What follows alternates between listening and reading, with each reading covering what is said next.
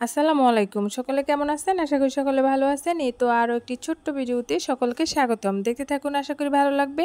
আজকে আমি আপনাদের দেখাবো আজকে সারাদিন আমি কি করি না করি সবই দেখতে পাবেন এই ভিডিওতে। আর বন্ধুরা, এটা কি চিনতে পারছেন? এটা হচ্ছে শসা ফুল। আরেকটা জিনিস আপনাদের দেখায়, দেখেন এই যে কবুতর, কবুতর কি মরিচ খায়? দেখেন, আমি তো ছাদে উঠেছিলাম সকাল সকালই, উঠে দেখি এই অবস্থা। আমি মরিচ শুকাতে দিয়েছি, দেখেন কি অবস্থা। কবুতর যে মরিচ খায়, ওদের কি ঝাল লাগে না? তো আমি জানি না, সেটা উত্তরটা আপনারাই দিবেন। দেখেন কি অবস্থা করেছে, চারদিকে ছড়িয়ে ছিটিয়ে, তারপর দেখেন মরিচগুলো খাচ্ছে। আর এদিকে আমি যে ধান রোদে দিয়েছি শুকাতে, তো এগুলো হচ্ছে সিদ্ধ ধান। আর এদিক দিয়ে দেখুন হাঁড়ি ভরে কি জাল করছি, চিনতে পারছেন? হ্যাঁ বন্ধুরা, এগুলো হচ্ছে গরুর ভুঁড়ি, অনেকে বট বলে, তো আমরা আমাদের এলাকায় গরুর ভুঁড়ি বলে। তো এগুলো ঝাল করে তারপর দেখেন এই যে এখন ছোট ছোট করে কেটে নিচ্ছি, এই যে এরকম সাইজের কেটে নিয়েছি। আর এগুলা আগেই পরিষ্কার করে নিয়েছি, তো কিভাবে কি পরিষ্কার করলাম সেটা আপনাদের কাছে শেয়ার করতে পারি নাই। তো দেখেন এই যে এইভাবে ছোট ছোট করে টুকরা করে নিয়েছি। এখন এগুলো কি তেলে দিয়ে ভাজবো।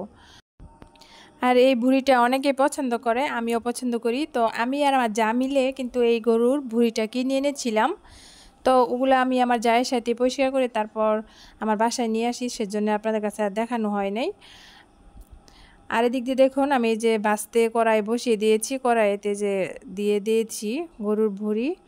তো আপনারা যখন গরুর ভুঁড়িটা ভাজবেন তখন একটু সামান্য পরিমাণের হলুদ দিয়ে দিবেন, যাতে করে সাদা যে ফ্যাকাশি কালারটা থাকে সেটা থাকে না, আর দেখতে অনেক ভালো লাগে, লোভনীয় লাগে, আর গ্রানটাও একটু ভালো হয়।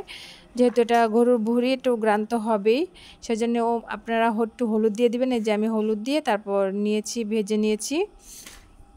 এই যে দেখেন আমার কালারটা কত সুন্দর লাগতেছে, দেখতেও অনেক ভালো লাগতেছে।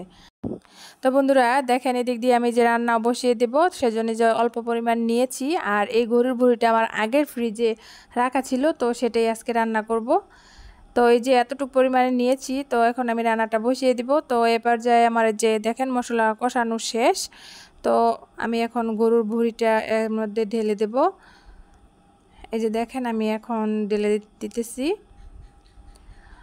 তারপর একটু ভালোভাবে কষিয়ে তারপর সামান্য পরিমাণের একটু ঝোল দিয়ে, আর দেখেন এই পর্যায়ে আমি ঝোল দিয়ে দিয়েছি। এখন ভালোভাবে ঢাকনা দিয়ে ঢেকে দেব। তারপর দেখেন এদিক দিয়ে যে আমার হাতে কি চিনতে পারছেন, এগুলো হচ্ছে লেবু পাতা। তো আপনাদের কাছে যদি লেবু পাতা থাকে তাহলে দিয়ে দিবেন। লেবু পাতাটা দিলে গ্রানটা অনেক সুন্দর হয় আর খেতেও অনেক ভালো লাগে।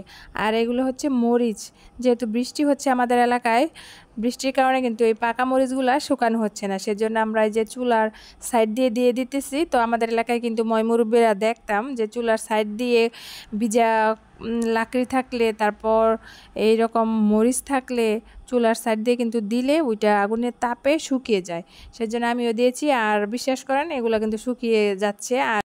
আর এদিক দিয়ে দেখুন আমি কথা বলতে বলতে কিন্তু আমার গরুর যে ভুঁড়িটা রান্না করেছি সেটা কিন্তু পরিপূর্ণভাবে হয়ে গেছে। তো দেখেন এদিক দিয়ে রাত হয়ে গেছে, রাতের বেলা আমরা কি খাচ্ছি? বিরিয়ানি, মুরগির মাংস দিয়ে বিরিয়ানি। তো এটা আমার ননদ রান্না করেছিল, সেজন্যে আমার ননদ কিন্তু আমাদের দিয়ে গিয়েছিল, তো সেটা এখন খাবো মা ছেলেরা মিলে। তো বন্ধুরা, আজকে সারাদিনের কাজকর্ম দেখে আপনাদের কেমন লাগলো মতামত জানাবেন। সকলে ভালো থাকবেন, সুস্থ থাকবেন, আর আমার চ্যানেলের পাশেই থাকবেন। আল্লাহ হাফেজ, আসসালামু আলাইকুম।